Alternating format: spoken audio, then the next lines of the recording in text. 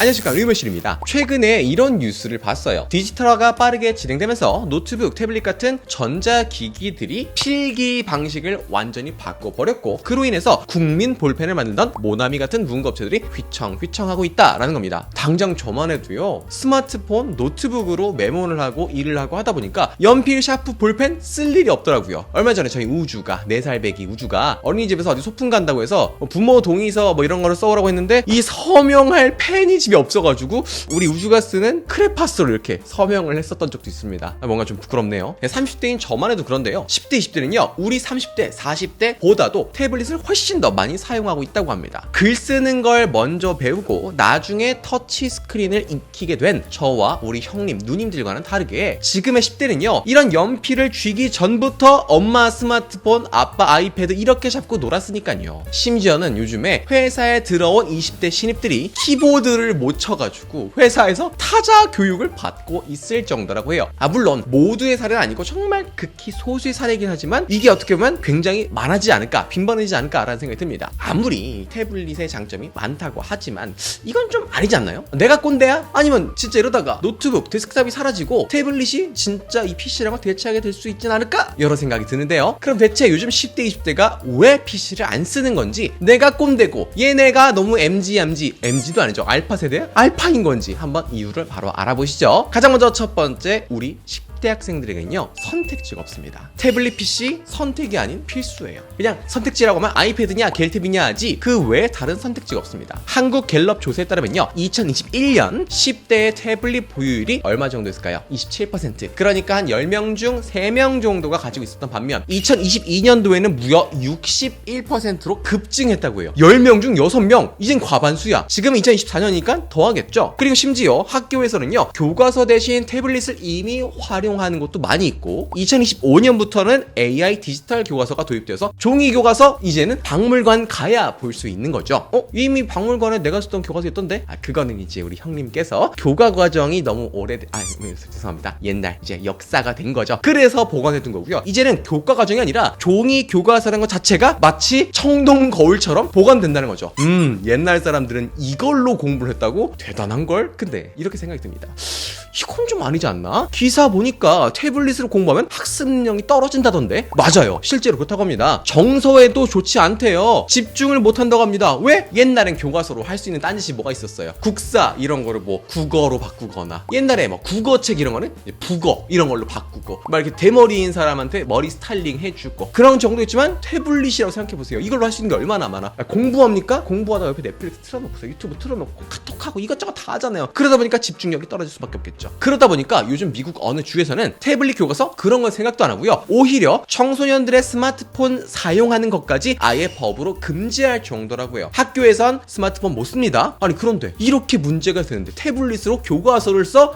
야, 이러면 안 되지. 그런데요, 아무리 그래봤자, 학교에서 안 쓴다고 해봤자 우리나라에서는 공교육보다 더 많이 신경 쓴 게 뭐죠? 맞습니다, 사교육이에요. 사교육 시작은 이미 태블릿 기반으로 이루어지고 있어요. 부모님들이 이미 사주고 있습니다. 태블릿? 너한테 아이패드는 못 사주지만 야, 가서 밀크티 해라. 진짜 그럽니다. 저희 조카들도 하고 있어요.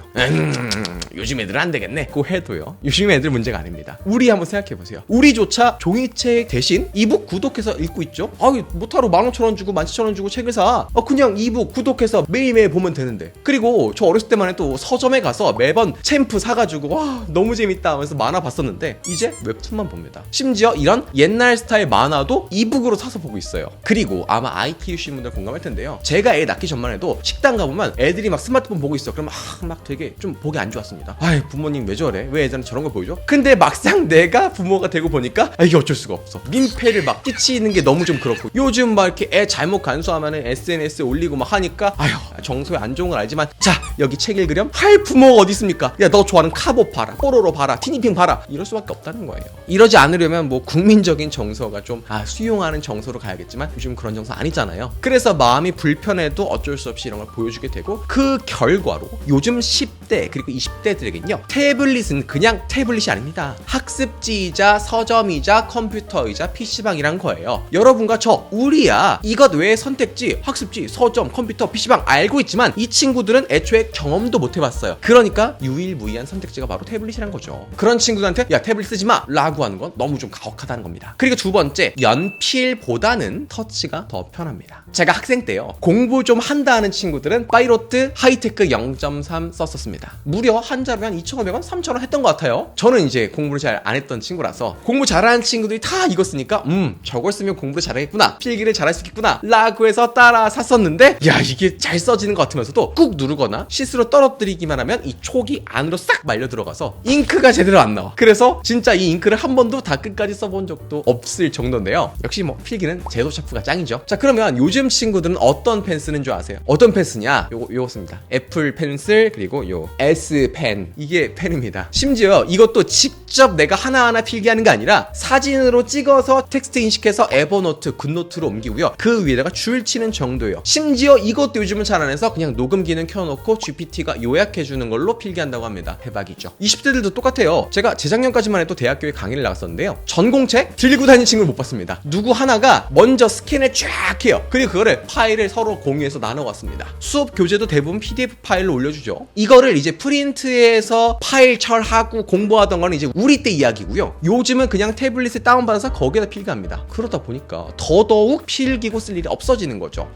야 그러면 오케이, 태블릿이 편해진 걸 알겠어. 그러면 키보드를 쓸 줄 알잖아. 그럼 이제 노트북을 많이 쓰겠네. 진짜로 제가 대학생들 가르칠 때까지만 해도 한 반에 10명 중 7명, 8명이 다 태블릿이고 한두 명이 노트북, 그리고 이제 한 명은 거의 뭐 필기 안 하는 그런 친구들. 그러니까 절대 과반수가 다 태블릿을 쓰더라고요. 그리고 보세요, 진짜 대박입니다. 국내 어린이 10명 중 7명은 스마트폰을 이미 쓰고 있어요. 안 쓰면 너 스마트폰 왜 없어? 이렇게 된다는 겁니다. 그리고 기기별 이용률 보면 이게 대박인데요, 스마트폰은 10명 중 7명 씁니다. 스마트 TV, TV는 뭐 집에서 엄마 아빠랑 같이 보니까. 태블릿 PC 10명 중 5명, 6명이 봅니다. 컴퓨터 10명 중 2명 쓸까 말까? 그 어려운 걸 왜 써요? 컴퓨터 키고 뭐 로그인 하거나 하는데 어려워. 심지어 TV도 안 보는데. 그래서 요즘 친구들한테 익숙한 건 요겁니다. 요게 아니에요. 만약 우리가 다니는 회사에 지금 막 고등학교 졸업한 19살 친구가 왔다. 몇 년생이지? 2024년이니까 2005년생? 그럼 이 친구가 초등학교 들어갔을 때 생각해보면요, 2013년 됐죠. 그쯤에는 이미 아이패드가 등장했어요. 스마트폰은 LG G 시리즈, 구글 넥서스, 뭐 아이폰 5S, 심지어 5S야, 갤럭시 3 이 시절입니다. 그러니까 이렇게 회사에서 키보드 교육을 해줘야 할 지경인 거죠. 이제 이 친구들이 신입 사원이라서 그나마 요 정도인데, 만약에 나중에 대리되고 막 과장되고 한다? 그때 돼서의 신입 사원들은 오히려 뭐 터치 이런 걸 하라고요? 그걸 왜 하죠? GPT야? 아니지, 이제 이렇게 하겠죠. 뭐 GPT야, 내 대신 과장님 말 듣고 알아서 일 좀 해줘? 이러고 있을걸요? 자, 그리고 요즘 10대 20대가 노트북, 컴퓨터를 안 쓰는 세 번째 이유, 데스크탑 PC는 스마트폰이 아니지만 태블릿은 스마트폰과 비슷하고요, 그리고 PC는 태블릿과 비슷합니다. 요거 때문이에요. 그래서 앞으로는 태블릿 이꼴 PC, PC 이꼴 스마트폰, 이렇게 태블릿이 PC의 자리를 완전히 대체하게 될 것 같습니다. 물론 아닐 수도 있지만요. 예전에 재밌는 걸 봤었는데, 뭐 80년대 사무실 풍경 이러면서 사진이나 영상 올라온 거 봤었는데 되게 신기하더라고요. 아니 컴퓨터가 없잖아. 다들 펜으로 뭘 열심히 적고 있어. 그리고 막 전화를 열심히 해. 그게 일하는 겁니다. 지금 우리가 보면 저게 뭐야? 라고 하겠지만 그 당시엔 그게 엄청난 일이었어요. 90년대부터는 이제 두꺼운 CRT 모니터, 그 커다란 모니터가 있었고요, 데스크탑이 무조건 있었습니다. 이걸 이제 잘 숨겨놨어야지, 아래쪽에다가. 그런데 2000년대 들어서는요, 더욱 얇아진 모니터, 그리고 데스크탑도 조금 더 작아지고, 그리고 오히려 노트북 하나로 대체하는 것들이 많아졌어요. 요즘은 더더욱 커졌죠. 저도 지금 보면 요 맥북 에어 하나랑 여기 모니터 하나, 딱 이게 끝입니다. 자, 지금도 이런데 2050년쯤엔 어떻게 될까요? 그 당시에 되면 사람들이 사무실로 가서 일을 할지 안 할지 그것도 모르겠지만, 없어지면 좋겠지만, 아마 맥미니나 뭐 미니 PC 같은 정말 조그만한 PC들, 모니터 하나 연결한 정도, 아니면 뭐 이제 이렇게 안경으로 보겠죠. 그러거나 아니면 이런 태블릿 하나 정도로 워크스테이션을 다 대통합하지 않을까라는 생각이 듭니다. 요즘 최신 노트북 트렌드를 보면요, ARM 기반 칩셋으로 계속 발전 중인 게 보입니다. 이 ARM은요, 저도 전문가 아니라서 그냥 간단히만 설명해보자면요, 컴퓨터 CPU의 한 종류인데, 비유로 보자면 기존까지 우리가 써왔던 컴퓨터 CPU는 트럭 같습니다. 트럭은 힘이 굉장히 세서 짐을 한 번에 많이 싣고 다닐 수 있지만 단점이 뭐예요? 기름을 많이 먹습니다. 유지 보수 비용도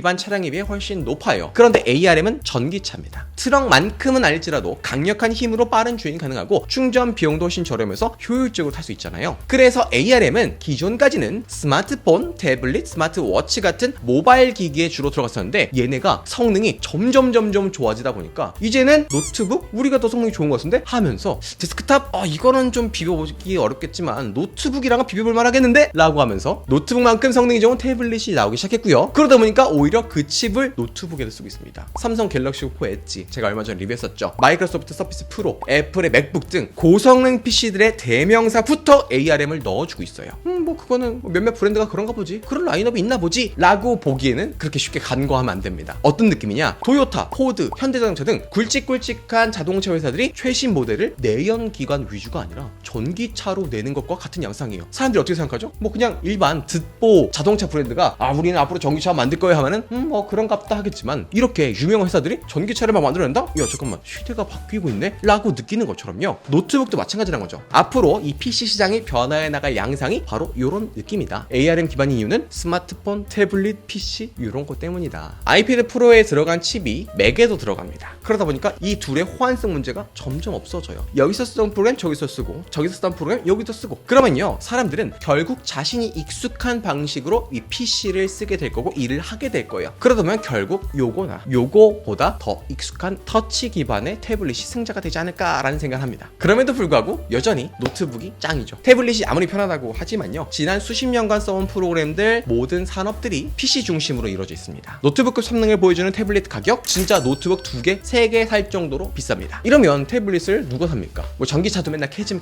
그런 얘기 있죠. 태블릿도 결국 정말 저렴해져야 한 Y700 같은 샤오신패드 같은 50만원 미만에서 정말 가성비 태블릿들이 더 많이 나와줘서 사람들이 더 많이 쓰게 되고, 더 많은 사람들이 야 이거보다는 요걸로 할 수 있는 그런 프로그램도 없냐? 라고 요구를 하게 된다면 그때 가서 바뀌어지겠죠. 그리고 여러분이나 저처럼 아직은 이 터치보다 타자가 더 편한 사람들에게 더 편하게 입력하고 출력할 수 있는 프로그램들이나 보조 툴 같은 게 더 많이 나오게 되면 그때 가서는 진짜 이런 것들이 대체가 될 수 있지 않을까요? 한마디로 지금은 약간 과도기 같습니다. 마치 2010년대에 정말 다양한 스마트폰 브랜드가 나와서 막 전쟁을 벌였습니다. 야 앞으로의 미래는 우리야. 그러다가 결국 아이폰과 갤럭시로 통합된 것처럼 이제 PC 시장도 단순히 노트북 시장, 데스크탑 시장이 아니라 전체 PC 시장도 10년 안에는 태블릿으로 정리가 되지 않을까. 그때 가서는 어떤 브랜드, 어떤 제품이 재패를 하냐, 이게 중요하게 되겠죠. 그래서 혹시 지금 태블릿이든 노트북이든 구매를 고려 중이라면요, 너무 비싼 하이엔드 제품을 구매하기보다는 좀 가성비 좋은 거 위주로 구매하다가 한 2-3년 뒤에 또 이렇게 바뀌어가네? 또 가성비 제품 하나씩 구매해서 나중 가서는 야 드디어 이 브랜드의 이 제품이 재패를 했네? 요거 하나만 사면 되겠구나 하면 되지 않을까라는 생각이 듭니다. 현 시점 구매하기 좋은 가성비 태블릿과 노트북은요, 아래 더보기란 고정 댓글에 써놓을 테니까 구매가 필요하신 분들은 한번 참고해보시면 좋을 것 같습니다. 그럼 오늘 이야기는 여기까지 하겠습니다. 안녕!